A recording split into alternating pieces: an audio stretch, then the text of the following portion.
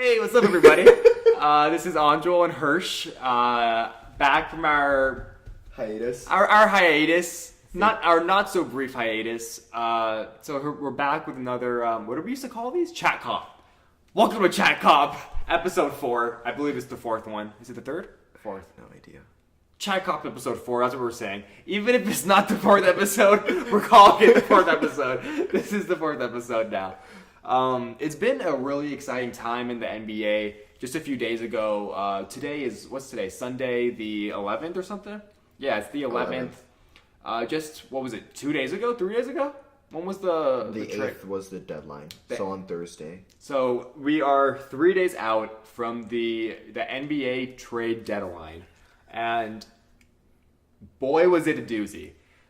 I'm a public accountant, so aka I'm Kevin Malone.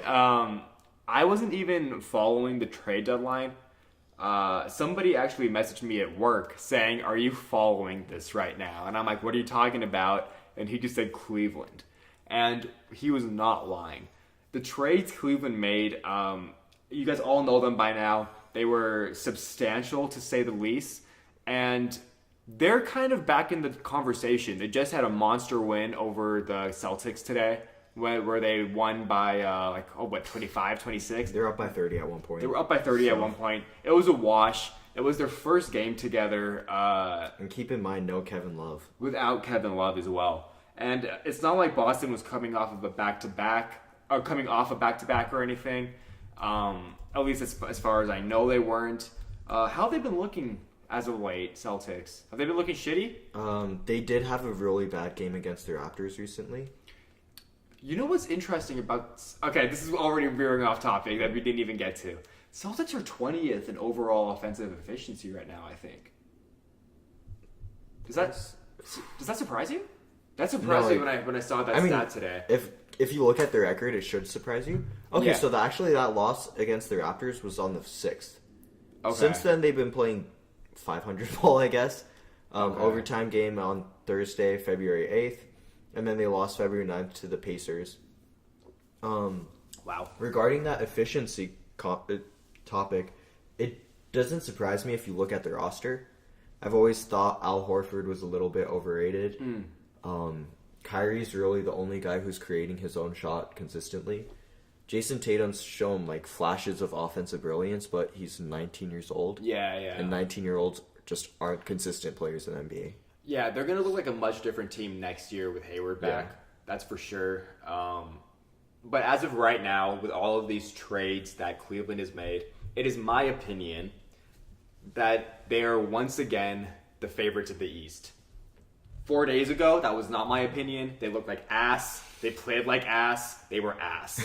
But I would say as of 3 days ago, all these trades, and seeing how they've looked as of late, just the energy and the interviews from all of the players and the excitement overall, I'm back with Cleveland winning the East.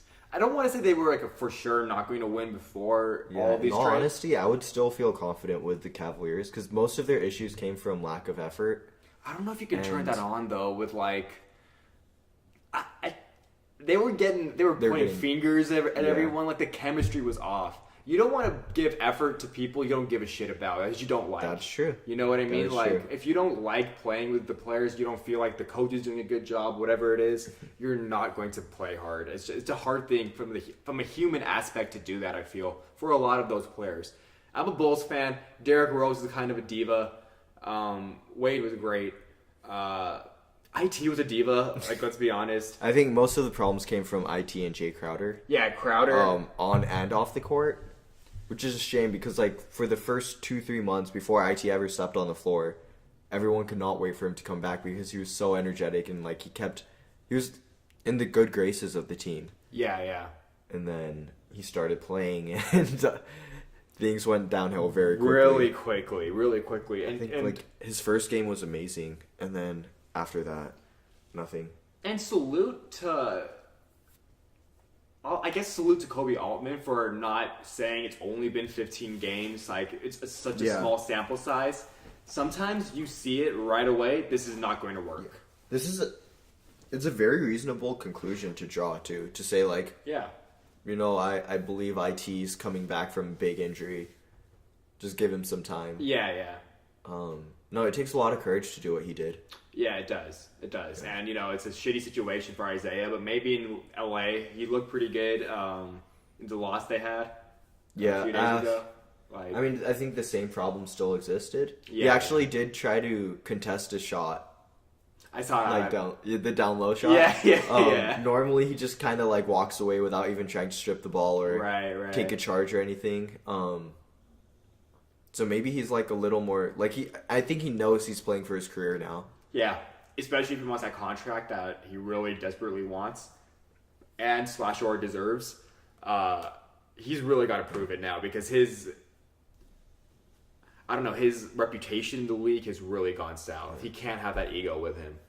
But, so, do you think anyone beats the Cavaliers in the East? You thought they were fine before. I thought they were fine before. Yeah. Or I shouldn't say fine. I thought they would still make it to the finals. It would be it would be an uphill battle. Yeah. But just when you have LeBron,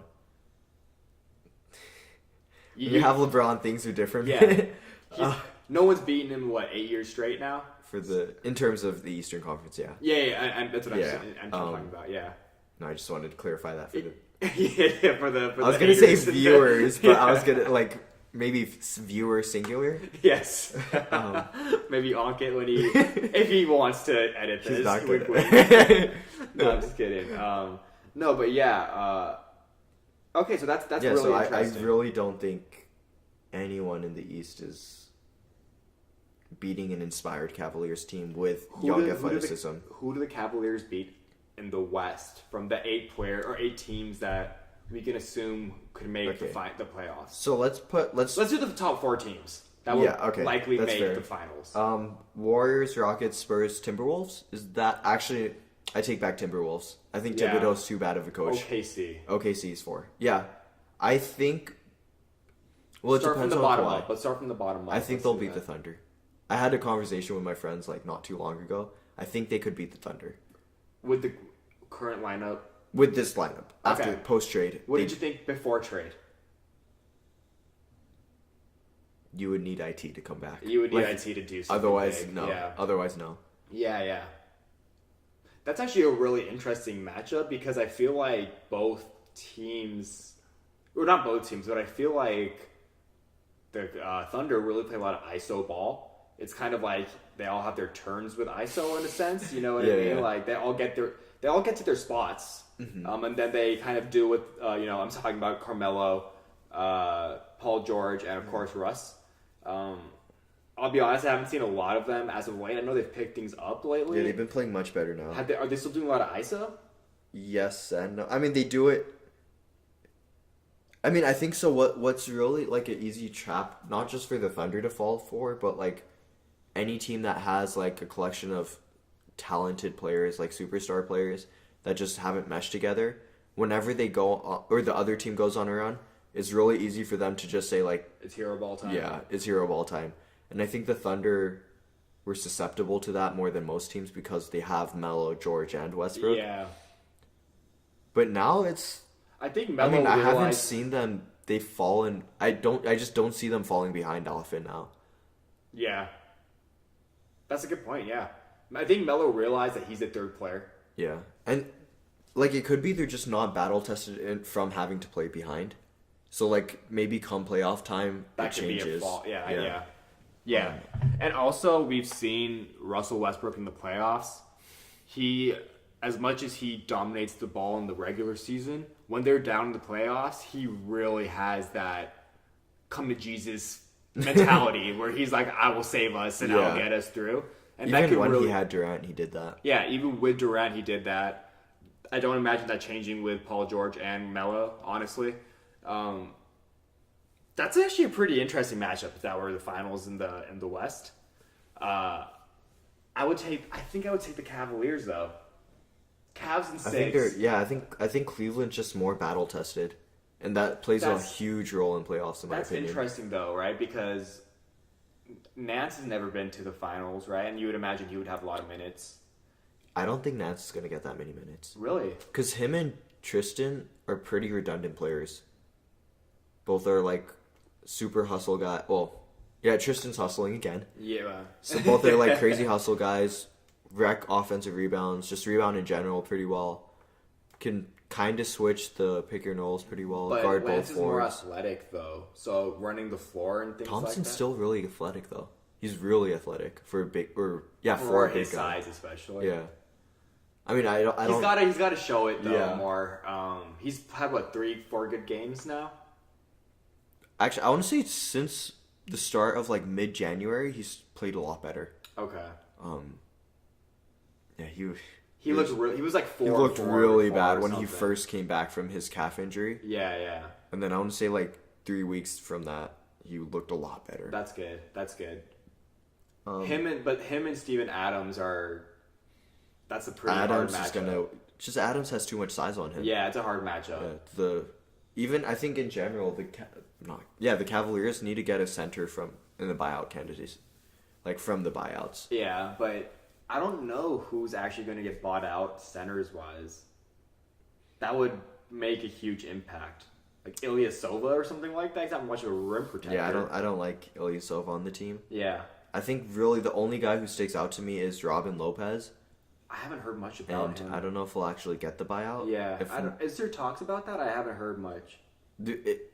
Speculation. Okay, yeah. Not actual like, hey, his agent's like, I want to leave now. Yeah. The other guy, Nerlens Noel. Noel. You could take a flyer on him, but you can't expect anything. Right. Lord knows he goes down with another injury or Yeah. something, And of course, the Cavaliers do have a little bit of injury hesitation, right? I think they picked up some players who have injury, like a history of injuries. I wouldn't say any of them are injury prone. From the young guys, I don't think anyone's gotten injured recently. Okay. I don't know why. I Hill remember may have gotten injured at some point this year. Was Nance not injury prone? I don't think so. Okay. I mean, I can't remember at the top of my head. Yeah.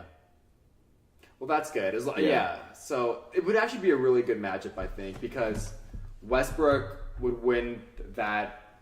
I don't know, actually, man. That's a pretty hard matchup between the two teams. It's tough. Like, It's a tough matchup, I feel like, for Cleveland. Have they won the matchups this season? No. They played really bad against Thunder both times, actually. To be fair, though, that's kind of a hard thing to say now because it's almost like Cavaliers pre-trade deadline and post-trade deadline. Oh, they're going to be very different teams. But you also have to keep in mind, like, the Thunder are insanely talented and that they only get up to play some teams. Like, they play harder against the Cavaliers and Warriors than they do against the Denver Nuggets. Right. Like, they play really hard against the Warriors. Right. That would be actually a really great matchup. Yeah. Maybe in the what would happen universe, maybe another universe, we would be talking about that. The next team, San Antonio. I think Cleveland beats San Antonio. I do not think San Antonio is that good. I really don't. That being said, Kawhi is out. Yeah, I was like, I saw their starting 5 today, and I was like, who? I know Patty Mills, I know Aldridge, you know what I mean? But, it's an unfair thing to say when Kawhi... I mean, I think no Kawhi, you can't expect much from the Spurs come playoff time. Yeah. They don't have much time left now that I think about it. When does he come back? I don't know. Yeah, I don't know either. But even with him back, I don't think they would beat the Cavaliers. I really don't. Man, LeBron versus Kawhi And Pop. and Aldridge versus Love are pretty good matchups. Yeah. So Kawhi's out indefinitely. And if he's unmotivated or anything, That is... when you're in the finals, like you're pretty motivated, I would imagine. I feel like Kawhi is so humble too that he's always going to put his best foot forward. Yeah. They're saying he wants out of San Antonio. Probably because they can't get any free agents to come to San Antonio. Yeah. Like he knows he won't win there. That's actually really interesting because I thought the best destination for LeBron this summer would be San Antonio. I think LeBron wants to be in like a big city though. Like, why not Houston then? Houston's like the 5th biggest market in America. So, I forgot to log off of Facebook. Wait, what's that? I have no idea. Could have been mine. No worries. Okay. Yeah, so honestly, I don't buy into the Houston Hype rumors train. at all. They have $85 million committed to 9 people, and only 6 of those guys are rotation players. And that does not include Chris Paul. Wow. So like, where's the money coming from then? like- yeah, and what are you giving up to make it happen? I think they have to give up Ryan Anderson because his contract's fat. It's around $23 million. Wow. Who's gonna take that? Yeah. Who's gonna Ryan take Anderson. that? Wow. I think he's getting paid like more than Kevin Love, which is Wow. yeah. I don't buy into the Houston rumors at all. Because let's say they do sign LeBron, they have LeBron and Harden. Who else? That's pretty good. I mean, yeah, That's pretty good. yeah. But I think Paul and Harden complement each other better. LeBron's a very willing passer. Yeah. Very willing passer. Actually, no. Yeah, I shouldn't say that. Because if LeBron and Kyrie worked, I think Harden and him would work better than that. Yeah. I think I just feel like Yeah. LeBron would want to be in a big market. If not, then why not stay in Cleveland? Why go west? Oh, I just think playing for San Antonio is great for his longevity. Yeah, Greg that's a good Popovich. point. Yeah. Playing with Kawhi saves him having to go through the effort of playing defense on the best player every fourth quarter. Having a consistent score in LaMarcus Aldridge. I think in the past 11 seasons, Aldridge and LeBron are the only guys to consistently score over 10,000 points. No. 10,000 is not the right number. Maybe 1,000 points a season. I don't remember the number, but it was basically It can't be Aldridge 10,000. and He LeBron. just hit 30,000. Yeah, it can't be Yeah, 10,000. yeah. Aldridge and LeBron are the only guys for the past 11 years to score X amount of points. Consistently. Yeah. And we also know that LeBron has like the utmost respect for Popovich. Oh, yeah. So, I think that makes the most sense. I really do. I just don't see it happening. I don't see LeBron going to San Antonio. For the same reason I don't see a lot of players going to San Antonio. Yeah. It's San Antonio. You know what I mean? Like, it's not the most exciting place, I feel. That's like a place where they have a lot of role players who turn their careers around, you know? It's not even like willing role players. It's Popovich found them like on the street. Yeah. And he was like, hey, I saw him shoot a paper ball into a trash can 20 feet away. I think I can turn him into like one of the best 3-point shooters in history. Shout out to Danny Green. Yeah, so like there has to be a reason for that. And who doesn't want to play with Kawhi? You know, the second best player, arguably, you know, in the league. Yeah. I mean, that was big conversation last year. There's got to be a reason for that, you know. I don't think players want to go play for Popovich. He seems kind of intense, maybe, you know? That and the city of San Antonio, when you're a young guy and stuff, I don't know. I mean, LeBron's in a different age now, of course. If you're playing for Popovich, you're very serious on winning, and that's it. And that's it. Yeah. And LeBron's done that 4 times now. Yeah. Maybe now he's thinking about life after basketball. Banana boat team. Huh? Banana boat team. Maybe, dude. Who knows? You know, like I wouldn't want to really play with Carmelo right now. I'll be honest, you know. But like, just play with your friends for 1 year, have fun, and actually, the smartest thing for LeBron to do, and this is going to be a hot take. I mean, I've heard this. This is my hot take per se, but I've heard this around the league. Is retire for a year or 2. Let his body rest up. Do what Mike did. That's interesting. Let everybody else age. Let the Warriors get annoyed of each other. Let them self-destruct a little bit. That's the smartest thing really interesting. LeBron should do right now is take a year off. Let's see how the market looks in 2019. Wow, I've been so far away from sports conversations that I didn't even consider that. Yeah. Or hear about that at all. The smartest thing LeBron could do right now is retire. That's very true. Because even if you look at it, Mayweather that bitch. You know what I mean? Every year the Warriors have gotten less and less deep. Yeah. In terms of bench production, and that's what's been killing the Cavaliers. Where does LeBron go this year? What team? And I really think the only Cleveland team that he gets better, he goes to a better team, for certain, is San Antonio. Because I don't think Houston can make it work with all their roster issues. And dude, why do you even Or not necessarily roster, want to go payroll west issues. though? I don't know. I don't know. I'm just thinking from a better team standpoint. Yeah. And dude, here's another conversation, right? Michael Jordan was 0-6 against the Celtics. We don't talk about that. He was 6-0 against in the finals though. Yeah. So do we not care when people lose? Oh, I mean that's always going to be the knock. It's gonna be like the knock. It's a very strange, stupid. Because he's been there 8 times straight. Yeah. No, it's, you know it's a stupid conversation of judging someone based on championship. So maybe go West. Maybe lose in the third. Lose in the conference finals, which people forget about. Yeah. And it won't affect because. Look, percentages wise, you're not going to beat Golden State this year. You probably won't beat them next year. So why? So why? But like that's even worse if you're in the East and you don't make the finals. You know what I mean? Like who's your seriously? So like, I think he should retire, man. That actually would control a lot of narratives because he would rest up his body too. Rest up his body. Watch how badly Cleveland does without him. Come back, win with Cleveland, win an MVP. Maybe win the East again. Probably win the East again. Yeah. And have a higher chance of winning the finals. Yes. That would be a great, great comeback story. You got to learn a little bit from like boxing, you know what I mean? And you hate boxing because none of the best fights happen and stuff, but sometimes you just got to wait for your opponent to age out a bit too. Let them become a little bit worse, you know what I mean?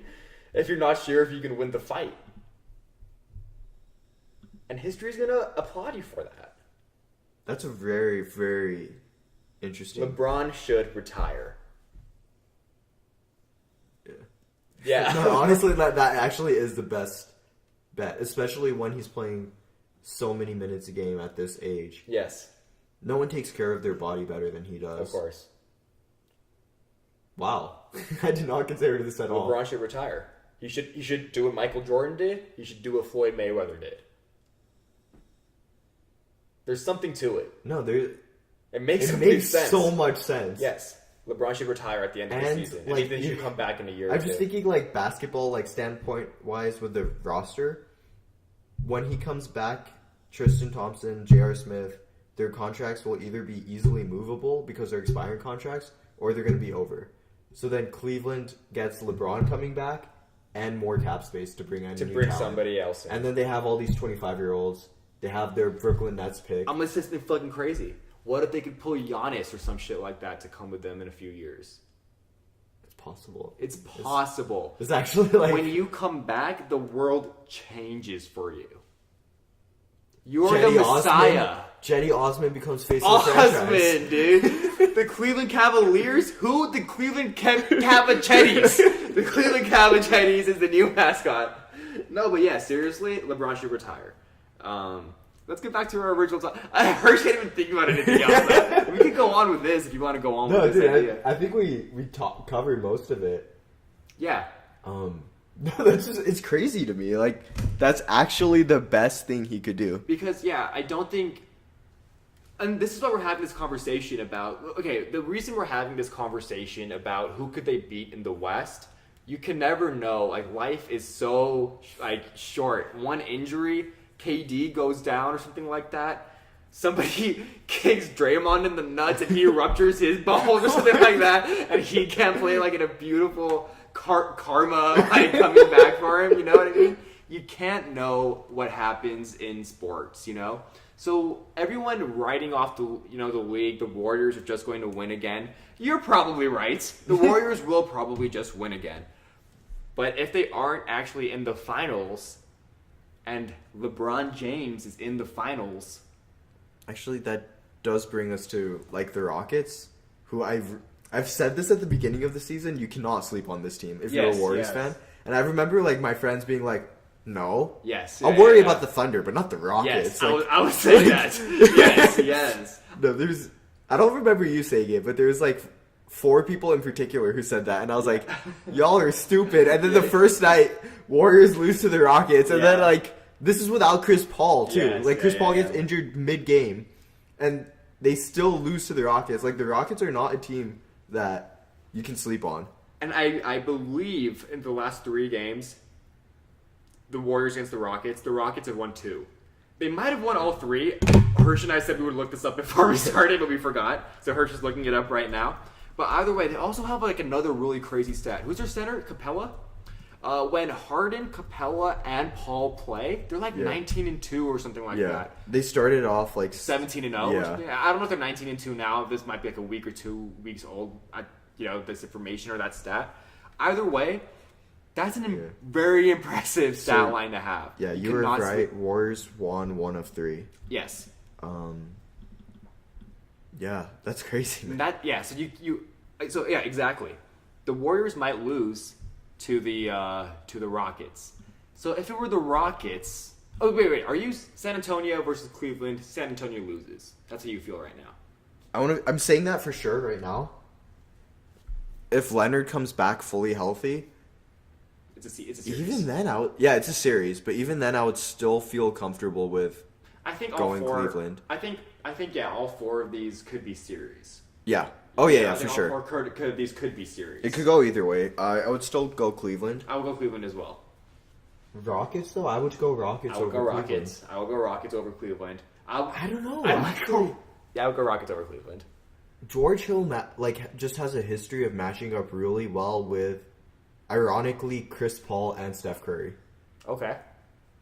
And I think if you win, you're not going to win 7 or 4 games out of 7 in those matchups. Sorry, just speaking point guard matchups. Yeah. That's not going to happen. But you only need to win 2 or 3. Yeah. To take the series. Sorry.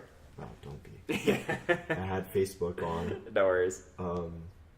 No, it's crazy, man. I think the Rockets are very deep too, and they built their team in a way that matches up well against 3-point shooting teams like the Warriors and Cavaliers. Yeah. I go Rockets. I think the Rockets. I go Rockets. It's just so hard to bet. Well. Yeah, it's Rockets. Yeah, I'm going Rockets. Yeah, they played so well this season. And I think the series to watch this postseason will be Warriors-Rockets. I think that's the inevitable matchup that will happen. I hope it happens. All things that's being, going to be great. Assuming health. Mm-hmm. Assuming health, I would say that would be the series that would happen. So I'm not even sure who wins that. That's really what's exciting about. Let's talk about matchups then. So you already started this conversation off. George Hill's on Chris Paul. Who's the shooting guard? Harden versus. I'm assuming Rodney Hood starts by then. Yeah. As much as we love Chetty here, we're assuming Hood starts. Chetty's going to get a lot of minutes to guard Harden, though. You think so? Or Chris. He's going to get one of those guys. He's very good defensively. Okay. When you're 6'8" and athletic, you're going to be good defensively, and he's long. Right. It's just so weird. The Cavaliers spent the last month not playing him. The first game he comes back into the rotation, they're like, "Hey, Jimmy Butler's their best player. Go get him." And he did well? Yeah, and he did well on Jimmy Butler. Wow. Even today, they put him on Kyrie.